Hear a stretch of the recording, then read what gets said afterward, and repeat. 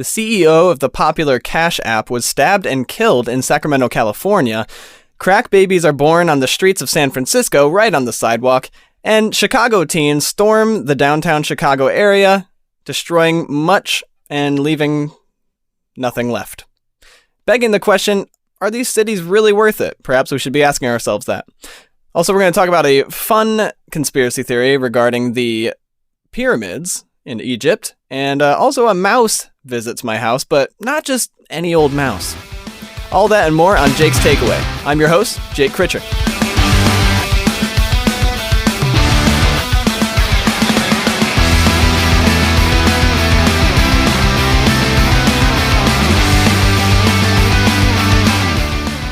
Welcome back to the show. I know I have been absent. I did not tell you that I was not having an episode last week, but here I am. We're back. We're back, friends. Jumping right into it, the Cash App CEO, this is a prominent person. This is a very popular app. I'm sure you've heard of it. I personally have never used it. I didn't really understand its existence. I still don't know. Maybe you can tell me in the comments, but kind of just sounds like you could do everything you can do on the Cash App with PayPal. Maybe I'm wrong. All I know is a lot of people that have asked me if I have the Cash App are people that I wouldn't really trust. So take that as you will. But yeah, the CEO of Cash App was stabbed in Sacramento, California by some random criminal.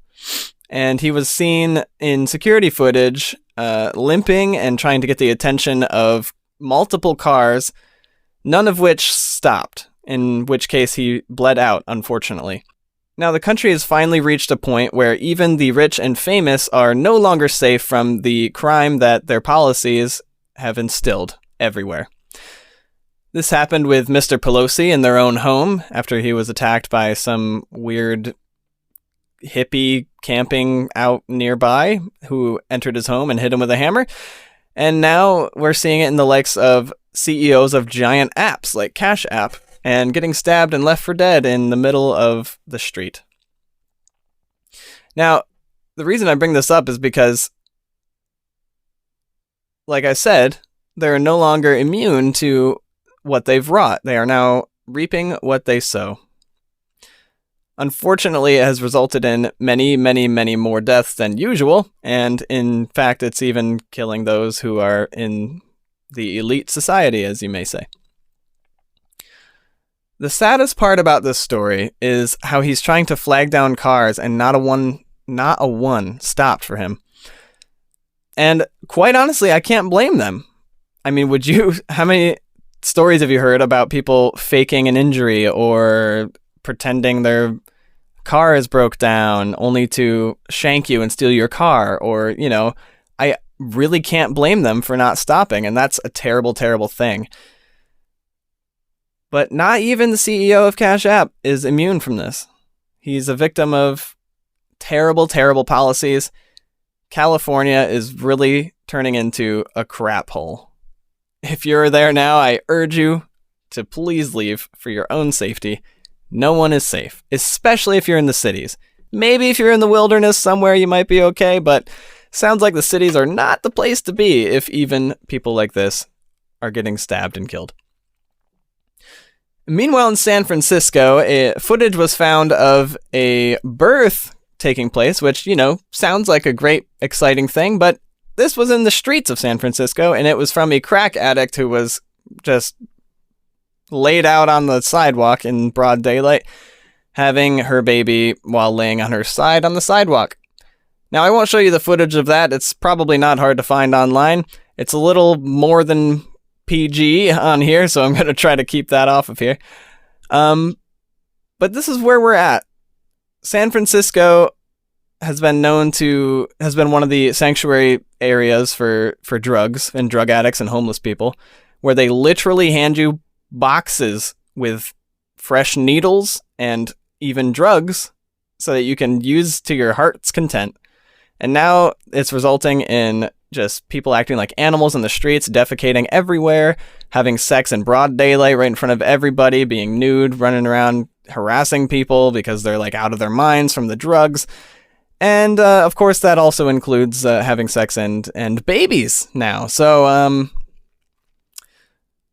but the saddest thing is that this poor kid, I haven't heard the any complications with the kid, but it's very possible that the kid has physical disabilities because this person was just coked out of her mind, and as well as the person who probably had sex with her. This is more tragic for the kid than anyone else, but this wouldn't be happening if we weren't giving out drugs for free and enabling these people to live on the streets. I've always thought the cities were rough and it was never a place for me, but now I'm starting to think it's even worse than it ever has been in my lifetime, and quite possibly ever. Now, jumping to Chicago, several hundreds of teens were seen rampaging in downtown Chicago one night over the weekend, smashing cars, stopping traffic, grouping up on white women and beating the living crap out of them, and ultimately suffering no penalties at all whatsoever. And there were hundreds of kids out there. They were all, I want to say, I read they were all, just about all of them were 18 or younger. There were a few adults. 2 were shot that I know of last time I checked. And it's just chaos down there. So they're ultimately getting away with all of it, especially when the mayor comes out and says things like this. Don't demonize them. They don't have enough opportunities. Give me a break. If they had more opportunities, you think they wouldn't be doing this? First of all, it's obvious that the parents are nowhere to be seen in the lives of any of these kids. Otherwise, I mean, how does that exchange happen if they were in the picture? Hey, Mom, I'm going to go riot in the streets. Okay, be back by dinner. Well, I won't be back by dinner. I'm probably just going to steal something out there. Okay, sounds good, dear. Just, destroy as much as you want. Just don't kill anyone, okay? And these are kids. Nobody wants to, defend themselves against kids. Not that you can easily own a gun in Chicago, but nevertheless, no one wants to defend themselves against a kid. For one, there's something in your mind that just, you resist wanting to do that. You see a kid and you automatically think innocence. Unfortunately, these kids have lost a lot of their innocence, and it's not entirely their fault. They are victims, again, to bad policy, absent parents, and no obligation on the part of adults to crack down on crime. All of us Americans are being faced with the question again, is the city worth it? A lot of people are still getting opportunities to move out to the city and make more money and perhaps have a better life for themselves or for their family. We're now at a crossroads where we really more than ever have to weigh out, is it worth living in the city? Is it worth taking my kids there? Is it worth taking my wife there? Is it worth just me being there to get extra money only to be subject to horrible policies? And every time you walk out your door, broad daylight in a lot of these cities, you are at risk for anything under the sun to happen criminally. I know someone who's in Richmond, Virginia, who her car has been broken into, and while I was playing Xbox with her, actually, and she heard gunshots while we were playing. This is the state of the cities everywhere. And of course, they're not run by Republicans, I can tell you that much. Take that as you will. That's just the facts. This is all to say, the cities just aren't worth it. You might make more money. Granted, you have to weigh in the fact that everything costs a fortune more over there. Not to mention, is it worth your life? Is it worth your kid's life? Is it worth your wife's life? Is it worth losing investments on a large scale? Do you want to worry every time you walk out of your door that you're not safe or that something will be taken from you? Doesn't sound worth it to me. So the first time in my life, this decision's even easier. Like I said, I'd never wanted to live in the cities. At times I have envied the job opportunities there. I've wanted to be a voice actor, for instance, so that's kind of the place to go. You either go there or you go to California. But you weigh the options, and this is just not a good place to live, especially with someone who wants to have kids like myself. It's just not a good investment, both financially and physically. So if you haven't known about this stuff going on, hopefully this has been a little bit of an insight, and maybe it'll make that decision to move into the city a little easier for you, and in fact you won't. I urge you, I hope that you don't. It is your decision, whatever, but just know the risks. And if you're there currently, get out. It's really not worth it. ASAP. Get out of there. Here's a bit of a palate cleanser and a bit of a fun conspiracy of sorts. You remember when we discovered that the Easter Island heads were in fact not just heads, but entire bodies? Well, something similar is happening right now with the pyramids. Some theories have been circulating that the pyramids are in fact largely buried and in fact are actually spires. Now I can see how people would make these conclusions because you can see a lot of spires in their architecture, like this photo here. And I have to admit, it does look quite similar. Granted, a little wider, less skinny and narrow, but it does make you wonder what's under there. But then on the other hand, I thought this with the Easter Island heads too. Why the heck did it take us so long to dig? Is there some crazy law that we can't dig around these artifacts? You would think we'd want to learn as much as possible. I mean, we dig up dinosaur bones all the time and pull them right out and then put them on display in a museum. What the heck took us so long to discover that these Easter Island heads were not just heads? It took, how long was it? I feel like I want to look that up now.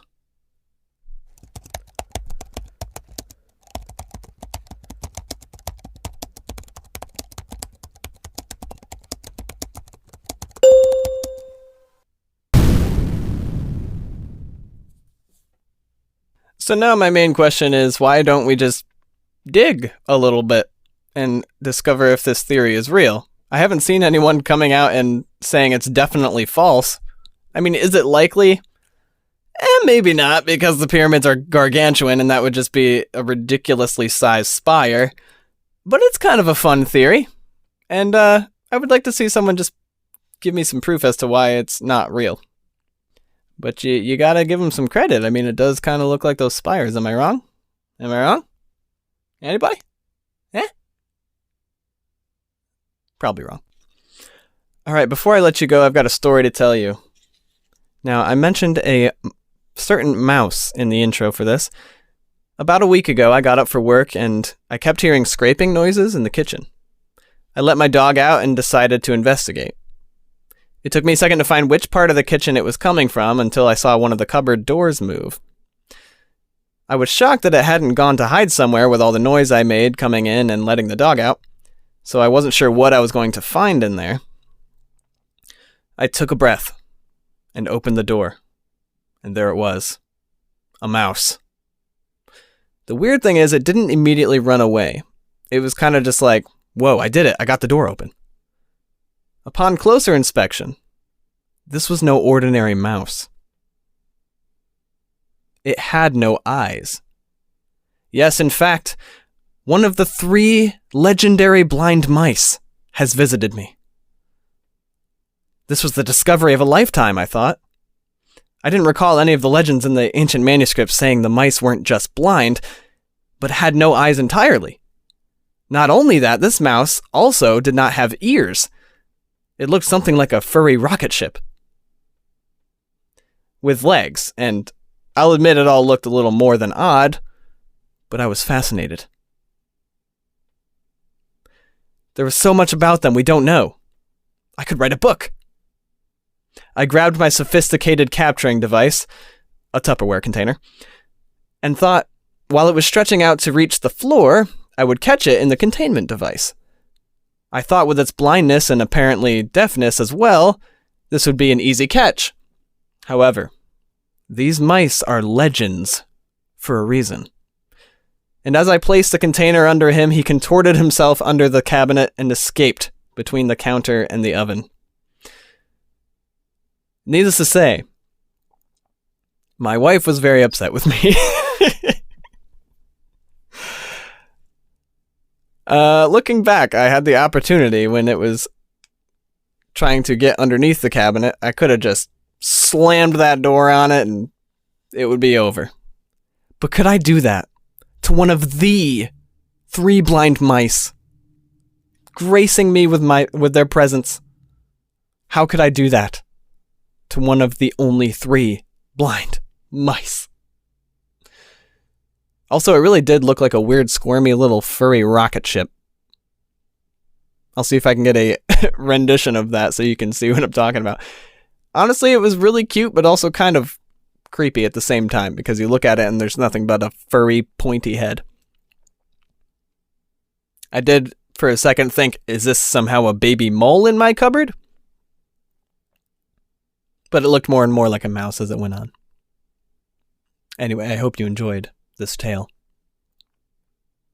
And that's all the takeaways I've got for you this week. Thanks for tuning in. Please hit the like, the rumble button, hit subscribe, leave a comment, get me in the algorithm, and share me with your friends. Helps a lot. It allows the algorithm to spread it around and maybe get noticed by other people. Thanks for tuning in. I hope you enjoyed the show. I'm your host, Jake Critcher. This has been Jake's Takeaway. I'll see you next time.